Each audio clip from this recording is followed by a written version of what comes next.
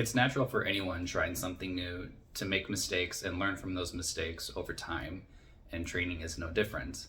When I started out, I definitely went at it sort of blind and could have gotten better results in a shorter period of time had I known where to focus my efforts. So for today's video, what I wanted to do is talk about the three most common mistakes that beginners, whether trained or untrained, make and how you can avoid them so you can jumpstart your progress and hopefully avoid spinning your wheels. The first mistake that beginners make is introducing too many exercises too quickly. When someone starts training, they're learning new movement patterns, typically with some type of weighted resistance. If their program begins with learning too many different movement patterns, it can become difficult for their bodies to effectively learn any new movement. It's kind of like trying to learn songs on the piano. You could try learning 10 at one time, but it would probably be easier and more effective if you instead focused on learning one or two at a time. The second mistake beginners make is not focusing on their weaknesses while continuing to disproportionately work on their strengths. An example of this would be someone who is naturally strong with pressing movements and continues to perform lots of bench press, overhead press, and push-ups, but focuses less training time on the antagonistic muscles of the back.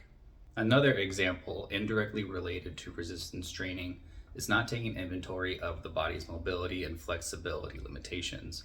Sure, you can still train with limited range of motion, but this can increase the risk of injury with some exercises. The third mistake beginners make is training without a goal or some sort of planned progression. So now that we've outlined these three common mistakes, let's talk about the action plan to overcome each of them.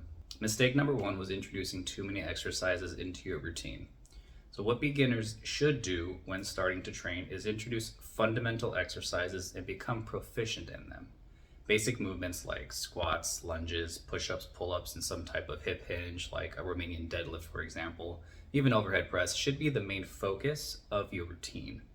So if you try to incorporate too many different variations of these movements or focus too heavily on a bunch of isolation exercises, then you're doing yourself a disservice in the long run by not ingraining the movement patterns of these fundamental exercises into your brain. The best way to do this is to start out with a training program that has minimal exercise variety with 1 to 2 exercise variations of your basic fundamental exercises. To become proficient in these movements faster, I'd recommend starting out with a higher rep range of 15 to 20, then working your way to fewer reps and higher weight once you've mastered them with proper form. For example, you could choose a goblet squat and a walking lunge as your main upper leg exercises and only do those exercises for 15 to 20 reps for about 4 to 8 weeks.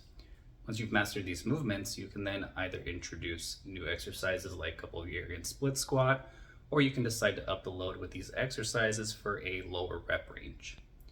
The second mistake was not addressing current weaknesses, and the solution to this one is for your training to focus heavily on your weaknesses. So for example, if you work at a desk all day, this type of situation typically leads to tight hips, weak glutes, back pain, and poor posture, which can cause injury if not addressed. As you're deciding what your exercise, flexibility, and mobility routines will look like, you should first take inventory of what your weaknesses are and focus on shoring those up as soon as possible. Now this applies to strength as well. If your job does require a ton of sitting, then focusing on hip, hamstrings, and hip flexor stretches while strengthening your glutes and core would do wonders in improving how you feel and how effectively you can do basic exercises like squats and deadlifts without injuring yourself. So make sure that you focus a good bit of time on shoring up your weak spots in the beginning so it can pay dividends immediately and in the future. The last mistake was starting a training program without a goal or a plan. Now this one is pretty easy to address. What is one short-term and one long-term goal you have that will guide what your training will look like?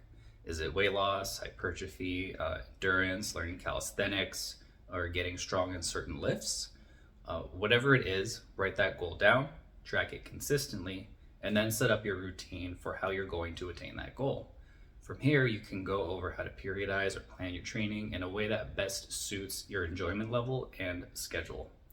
The worst thing you can do is decide what you're going to train based on what you feel like that day. This approach is unlikely to lead to sufficient gains, making quitting much more likely. So set your goals and stay consistent with the routine you enjoy that will get you to achieve those goals. That's it for this video. I hope you found this helpful, and if you have any questions, please leave them in the comments below. Thank you for watching, and I'll see you next time.